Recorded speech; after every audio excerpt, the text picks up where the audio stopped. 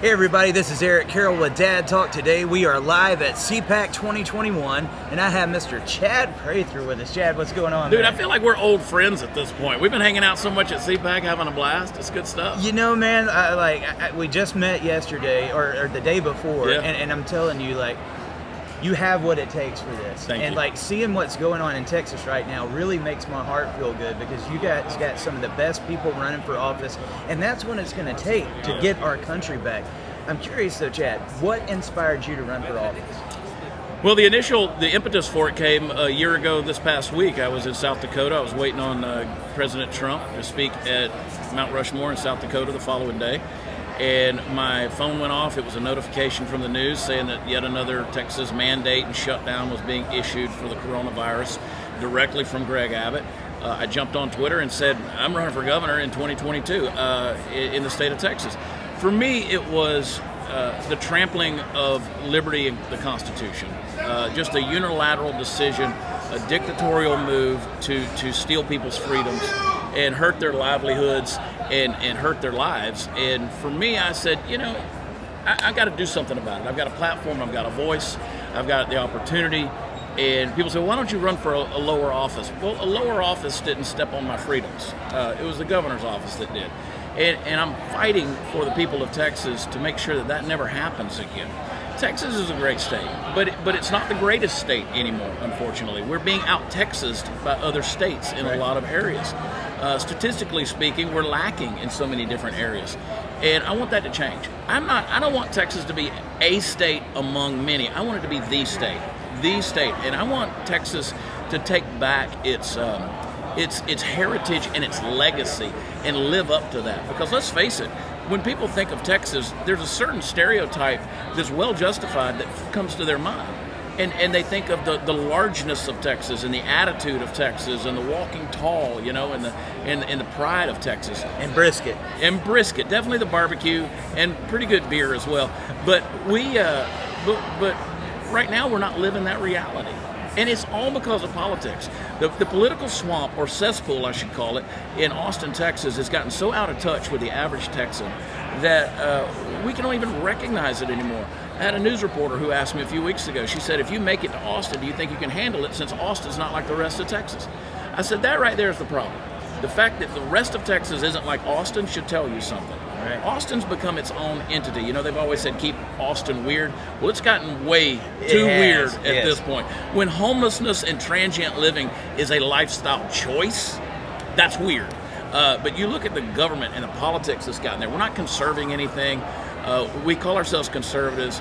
But, as my friend Don Huffines, who's also running, he said in his great speech yesterday at CPAC, he said, you never met a Republican that did not claim to be conservative. But he said, we also have learned that they're liars. And he's right about that. We're not conserving anything. When we look at it and the budgetary spend has increased by $40 billion since this governor has been in office, that's wrong. When $295 million of taxpayer money is taken to fund contact tracing, that is wrong. When we are putting $100 million into higher education, but we're crowdfunding the building of a wall, that's wrong. These are the kind of things that have moved us into dependence on the government, which we don't want. The government's hands in our pockets. We're trampling the Constitution.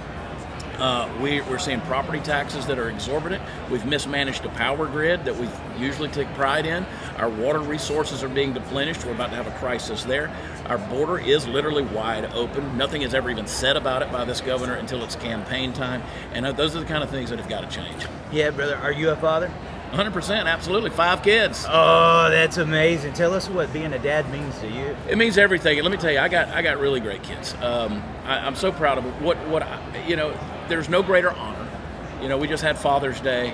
My kids, one of my daughters, she's an artist, and she painted a picture of all of us sitting by a lake from behind, and she painted every one of us, and they had it put on a coffee cup. And it just said, Dad, thanks for everything that you do. And it's like, it's one of those, you won't put it in a little vault right there so nothing ever happens to it. But there's no greater honor. I've got a tattoo right here of the psalm that talks about the arrows in your quiver, and I've got 5 arrows in that tattoo. And then I've got another one here that's got, their initials with their birthstone colors in their initials. And there's no greater honor than being a dad.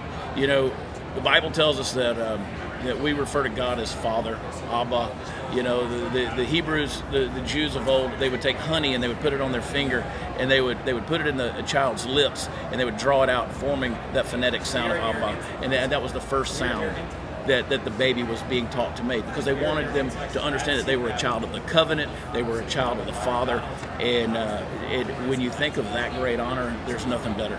So Chad, I wanted to ask you about that because you know what being a father means to you. You talk about Texas being out Texas. Yeah. We've had some legislation that's went on in other states. They tried to get it in Texas earlier this year, and I found out how crooked some of the politics that is going on here at the Capitol down in Austin.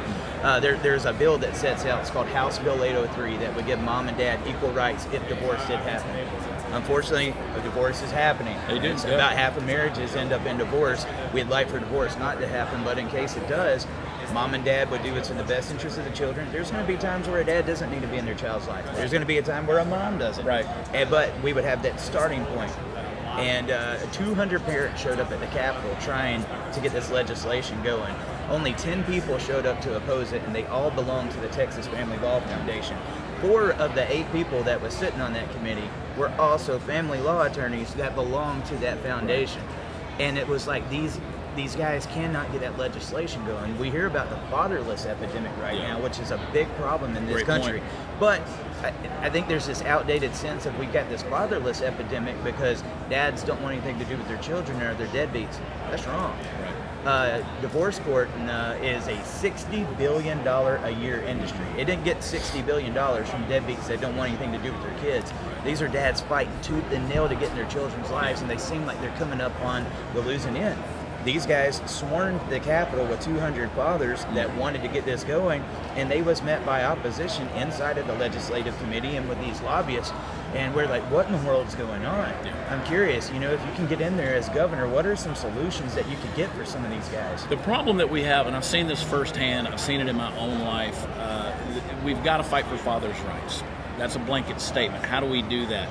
We've got to get it to a point where it's not just a carte blanche across the board legislation that's in place. Every situation, every context, every circumstance is different. As you said, there's some fathers that don't need to be involved in their children's lives. We know that.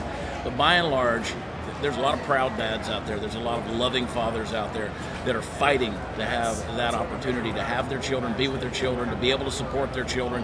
But then it comes down to the idea that the mother has all the rights and the dad's good for nothing but paying the child support. And these things ought not be. They can't be. We've got to fight for fathers' rights so that a guy doesn't go into a divorce court. And let's face it, divorce is not only a big industry, it's the saddest industry in the world.